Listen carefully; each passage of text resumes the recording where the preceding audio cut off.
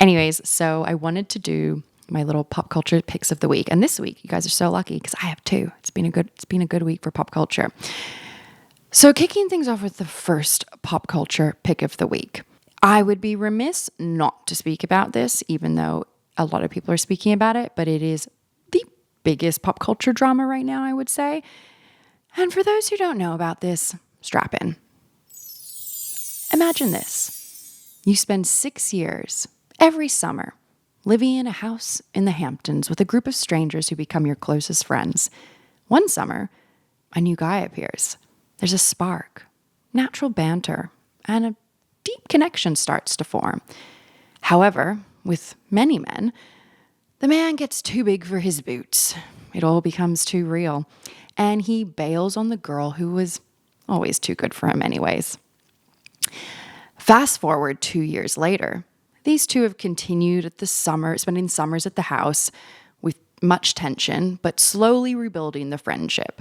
And the girl has her close friend of 6 years by her side, always helping her and supporting her.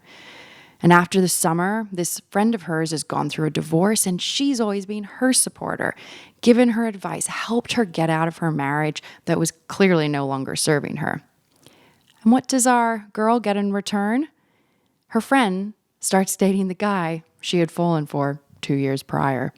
The guy who had continued to flirt with her for the last 2 summers. And what makes it even worse, they kept it a secret. And that, my friends, if you did not recognize my story here, is what happened on the iconic reality TV show Summer House. Ciara Miller is our main girl, our queen. West Wilson is the avoidant man-child. And I will never be someone who hates on women. So Amanda Batula is the selfish friend. Not a great friend, but I'm not going to hate on her. Don't really like what she did, but she is the other element of this story. So look, these people are real, and this is not a story, but we have seen these things happen before. But this kind of narrative, or I guess real life scenario, has consumed so many media outlets since it surfaced a few weeks ago. I've been watching all of it, and I only got into Summer House, what was it? I think it was last year. I was really late to the game, and I want to go back and rewatch it. But I obviously love Giggly Squad. I think Paige DeSorbo and Hannah Berner are great. They're no longer on the show, but they, came from that world, and Ciara is gorgeous. But anyways, last week, Ciara finally spoke out about what had happened in what I think was like the classiest way to respond, because everyone was kind of looking at her Instagram, waiting for her to say something. For those who don't know the story, Amanda and West released a joint statement on Instagram, essentially confirming that they were dating. And everyone's been waiting for Ciara to speak out. And what she did is she did one interview with a magazine, not a podcast, not a social media post. It was just old school written interview by a journalist called Hunter Harris for Glamour magazine. She also has a podcast. Go look her up. Her stuff's really cool. And there was a gorgeous editorial shoot to accompany the article. And I just thought it was such a choice and a really strong one and just a very classy one. And I liked this kind of old school journalism expose. It was so good. When I saw the cover, I was like, I'm fucking eating all this up. I was obsessed. Again, I'll link it in the show notes, but you've probably seen it everywhere. If you listen to this podcast, I'm sure you're following some of this stuff. But I thought the article was very raw. It was vulnerable, and it really focused on Ciara and her experience as a Black woman on reality TV and in this world. And I liked that it didn't focus as much on Amanda and West. And it was really about Ciara's journey. And what I think she's trying to do is utilize all of this attention that's on her right now for messages that she actually wants to push through, and sharing information that's important for people to understand and giving visibility to things that really matter. They referenced that I think the day after the joint statement came out, Ciara posted on her Instagram, I think it was a Save the Dolls post, and then something about Girl Scouts as well. And she was saying, that was the first thing I wanted to post. I knew there was a lot of eyes on my Instagram, so I thought, why not draw it to an important message? And this season of Summer House also spoke a lot about her and KJ's experiences of being Black people on summer house, something I will not speak to because that is not something that I would ever understand. But I found the article really interesting and I really loved that that was something that they spoke about. But there was something in the article that I wanted to call out, and I thought it was really interesting and it really resonated with me. And Hunter, the journalist, asked Ciara, "You get a lot of grief, and I think unfairly, for your taste in men. How does it feel?" And Ciara answered, "I do feel like I get a lot of grief for dating people. But here's the thing. I've only technically dated 2 people publicly. For people to make a really roundabout statement about my taste based on 2 people is annoying and frustrating. I'm trying to figure out dating. Why do we put this pressure on young women like it's our fault for not seeing who this person was immediately? It's not our fault for having bad taste in men when men often present themselves as one way for the first 3 months and then completely end up being someone totally different." Girl, we know I love the clicks. That was just, what a summary. Because something that I find really interesting about reality TV is I think we as a society feel that we can judge these people as if we know them because it's quote unquote reality, making these like overarching statements about who we think these people are at their core. And look, don't get me wrong. Watching these shows and judging the behavior of the people on them is part of the fun. But I think when the judgment expands beyond your living room to online hate towards these people or in real life hate, I'm out on that.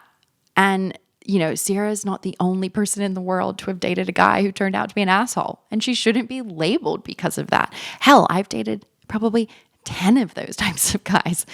And it's just part of the dating experience. It's part of finding out who you are, being more discernible, knowing your value and your worth. And I appreciated that she kind of shared that and the reality of the situation. Like, why are women being judged for that? And also that's kind of even what's happening in this scenario is I think like West is getting a lot less hate than Amanda. And it's like, dude, he's the one. I mean, she fucked up badly. It's her best friend.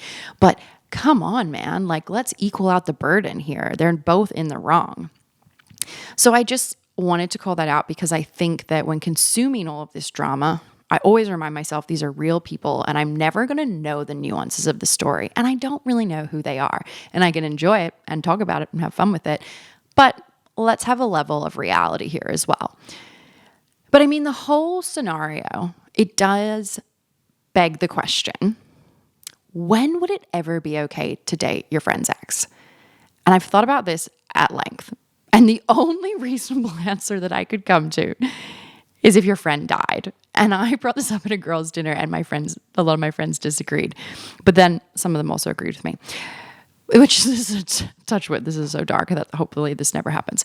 But I was thinking about the TV show Shrinking when Jimmy and Gabby, who are the 2 main characters, Jimmy has lost his wife. Gabby was the wife's best friend. They end up sleeping together. It was like a year or so after the wife has passed. And look, it was a short-term thing, but they found comfort in each other and mourning their loss and in her memory. And I mean, part of me was like, maybe I'd prefer that. Like, touch wood again. I don't want to put that out there. But like, would I really be mad if my partner ended up with a friend of mine if I passed? And I was like, probably not, because it's like they're thinking about your memory. Surely it's like memorializing you through their connection, which I actually think is really beautiful. And our friends are like mirrors of ourselves. They're similar to ourselves. Like, no shit. But I think what the issue is here, because like, let's not wish for that. Putting that all aside, because that's a very random thing to be in that scenario.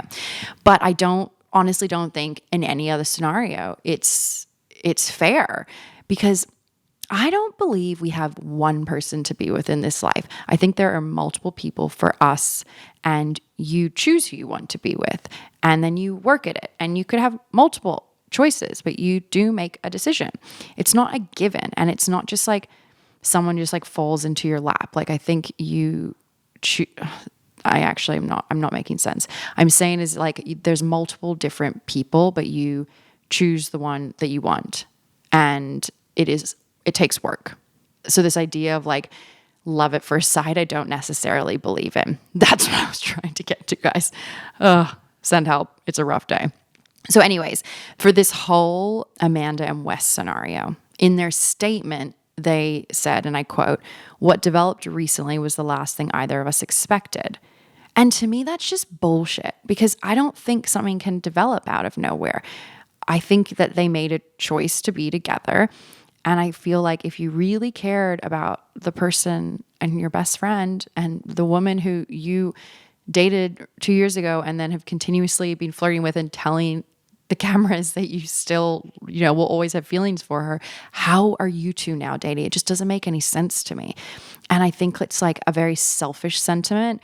And I feel like if you easily could have just not made that choice and to walk away and just take a beat. And honestly, if the feelings are still there in a year, then maybe then it's something worth pursuing, but you handle it in such a different way. You bring the person into the story, you talk to them. And from what I can tell, and from what even Ciara said in her interview, seemingly she wasn't really included in this conversation at all. And it just feels very shady and selfish. And I really don't vibe with that. And I just think that they're feelings that we can't walk away from. It's like, well, you can because you could probably find them somewhere else. And also, again, if you're going to do this much damage, give it like a year, or 6 months and just see if it's still there. Anyways, my listeners, that's my take on Summer House. So lots to unpack there. But shout out to Ciara. You're gorgeous. Keep doing you, boo. This is only going to be great for you. And I'm so excited to see what's next. And keep being authentic. Ugh, love how I don't even know her. She probably won't even see this, but maybe you will. If you do, love you. Shout out. Anyways, I'm also living for her style. I cannot. She is such a good stylist and also clearly a good sense of fashion herself.